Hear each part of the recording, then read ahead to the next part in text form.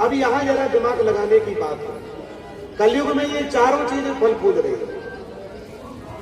अच्छे से देखो, चारों चीजें फल फूल रही है। हाँ, अभी 2 साल पहले एक बीमारी आई थी, सब कुछ लाख कर दिया। सब मंदिर बंद, मस्जिद बंद, गुरुद्वारे बंद, चर्च बंद, शादी विवाह बंद, घर से निकलना भी बंद। वहां तुम रहो, जुआ खिलाने लगो। नाचने वाली आई, रात भर में नाच के 300 रुपया लेके चली गई। तो पंडित जी को 9वें दिन के विदाई मिली तो 30 रुपया। और उसमें भी जजमान बड़े हाथ मलता हुआ, महाराज अब आप तो सब जानते हो, गरीब आदमी हम अब क्या बताएं, महाराज अब आप तो निभा लो।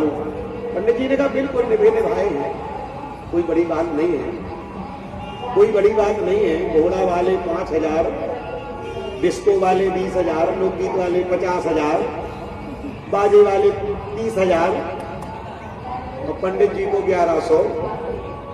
और फिर भी दोष देते हो पंडितों को कि कैसी शादी पड़ी टूट गई।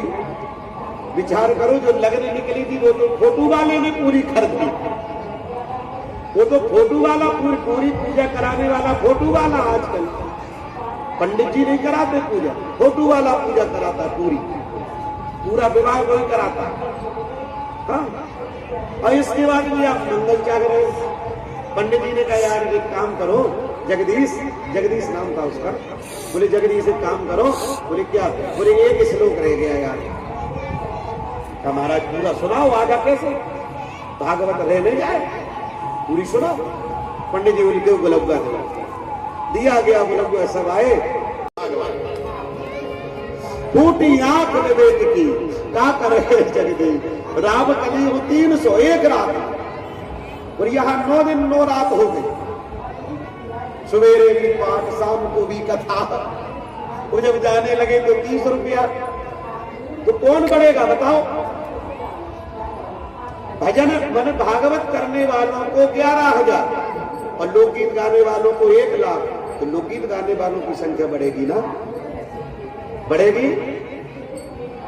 आज जो अच्छी आवाज वाले हैं वो कहते भागवत में क्या रखा, 7 दिन भागवत करो, मिलना जुलना को जगह नहीं, लोकगीत बुक करो, एक रात में 50,000, 1 लाख।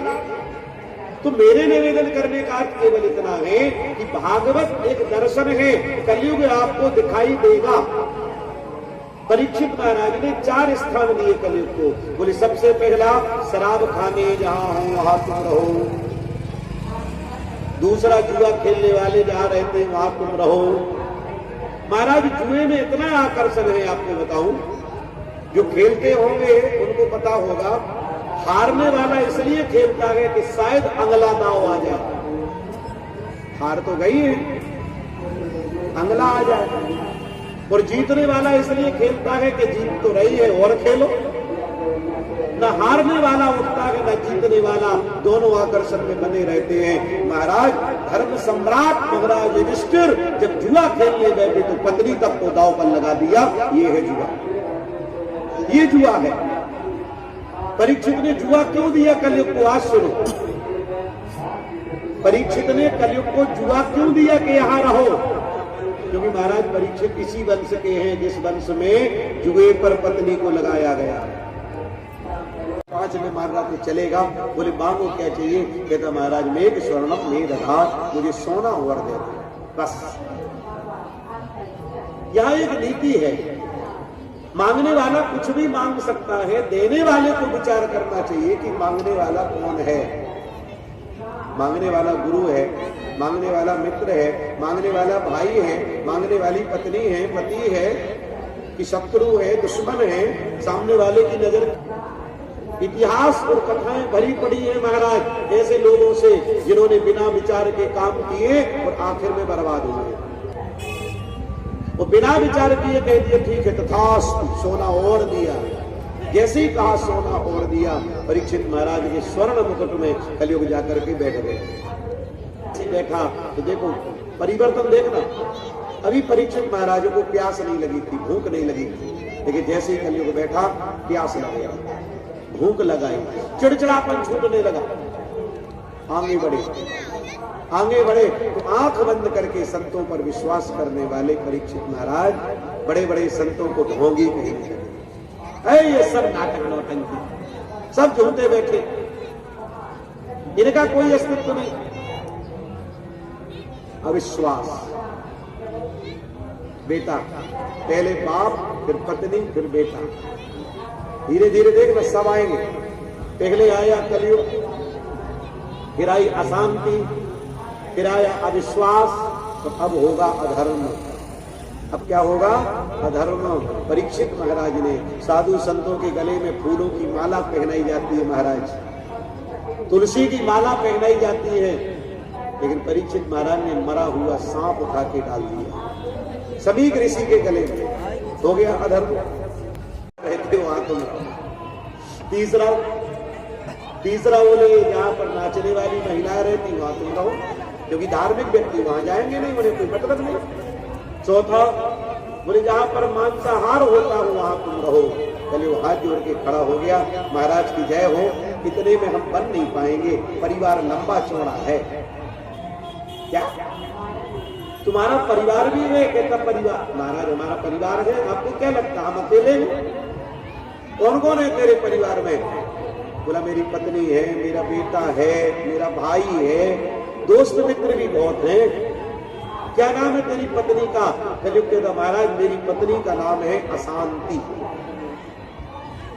जहां मैं रहूंगा वहां शांति नहीं होगी। चारों घर मिला लो, जुआरियों में शांति नहीं, कब लड़ाई हो जाए ठिकाना नहीं, शराब पीने वाला पिलाने वाले को मारने लगे, कोई ठिकाना नहीं, जीव हिंसा करने वाले कभी नहीं फलते फूलते, नाचने वालियों के घर में कब लड़ाई हो जाए, तो घर है लड़ाई झगड़ा की, अशांति है नहीं है। जहां कलयुग वहां अशांति। फिर बोला मेरा एक बेटा है जिसका नाम है अविश्वास, जहां मैं रहूंगा मेरा बेटा भी वहीं रहेगा। अविश्वास, जुए में विश्वास नहीं होता एक दूसरे के ऊपर, कभी नहीं होता। शराब पीने के बाद काय का विश्वास बताओ आप, फिर काय का विश्वास? वो तो होता ही नहीं। बोला महाराज मेरा एक बेटा है जिसका नाम है अविश्वास, मेरा एक भाई है जिसका नाम है अधर्म, और हम सब साथ चलते हैं, सब साथ में चलते हैं। एक स्थान और दे दो मेरा काम हो जाएगा। परीक्षित ने सोचा कि चलो 5 में मान रहा है पूरे देश। फिर महाराज जैसी वहां पर गया तो एक पांव और टूट गया। कलयुग में केवल एक पांव बचा, धर्म। नाम रख दिया यह कलयुग। कलयुग में 3 चीजें नहीं है। क्या नहीं है? बोले सत्य नहीं, 100% सत्य कोई नहीं बोलता, कोई नहीं। हाँ ये है कि शिष्य थोड़ा ज्यादा झूठ बोलता है, गुरु थोड़ा कम बोलता है, लेकिन ये कहा जाए कि गुरु बिल्कुल नहीं बोलता तो ये मैं मानने को तैयार नहीं। दुनिया में ऐसा कोई व्यक्ति नहीं है जो थोड़ा मोड़ा झूठ ना बोलता हो। ठीक, सत्य नहीं। शौच यानी पवित्रता, पवित्रता हृदय की, आत्मा की, शरीर की नहीं।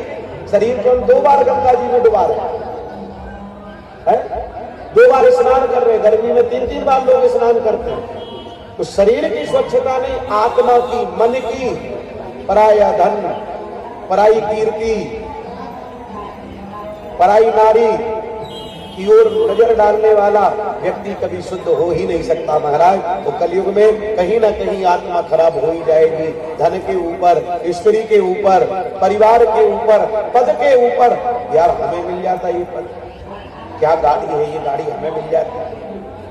सत्यम शौचम, ये दोनों चीजें नहीं। संत कहते हैं, कबीरदास जी महाराज ने कहा, नहाए धोए क्या हुआ, जो मन में न जाए, मीन सदा जल में रहे, धोए बास ना जाए। 24 घंटे पानी में रहती है मछली, इसके बाद भी उसके शरीर से बदबू आती है। 24 घंटे गंगा नहाओ, कोई फायदा मिलने वाला नहीं है। तो कलयुग में न सत्य है, न शौच है और न दया, स्वार्थ है। हमारा अपना कोई बीमार होगा तो हम अस्पताल देखने जाएंगे, हमारा अपना कोई बीमार नहीं है तो अस्पताल कितने मरीजों से भरा पड़ा है, कभी कोई गया? हमारा अपना कोई मरेगा तो हम शमशान जाएंगे, अन्यथा गांव में कितने लोग मरते रहते, कोई जाता है? हमारा अपना अगर गिर जाए, हाथ पांव टूट जाए तो हम इसे उठाने दौड़ेंगे, दूसरा कोई गिर जाए तो मुंह टेढ़ा करके चले जाएंगे। चल रहा है तो काम भी खूब हो रहा है, पर केवल एक कलयुग कहते हैं राजा परीक्षित, मेरे राज्य में धर्म के 3 पैर नहीं हैं, एक है। राजा परीक्षित कहते तुम चाहते क्या हो? बोले एक राजा ही दूसरे व्यक्ति को राजा बना सकता है। आप धरती के राजा हैं, आप मेरा अभिषेक करिए, मुझे राजा बनाइए, कुछ मत करो, राम राम कहो, फिर भी प्राप्ति हो रही है भगवान की। दूसरा बोले सतयुग त्रेता द्वापर में मनसा पाप लगते हैं, मेरे भीतर मनसा पूर्ण लगा, क्या हुआ? बोले शाम तक उसे दुगना मिला। अब मैं आपसे, धर्म जैसे ही उसने सोचा वैसे ही दरिद्रता चली गई, दुगना धन प्राप्त हो गया। तो निवेदन करने का अर्थ मेरा केवल इतना है, रामचरितमानस में भी बाबा तुलसी लिखते हैं कि कलयुग का एक बहुत बड़ा प्रताप है। बोले क्या? कलयुग एक पुनीत प्रताप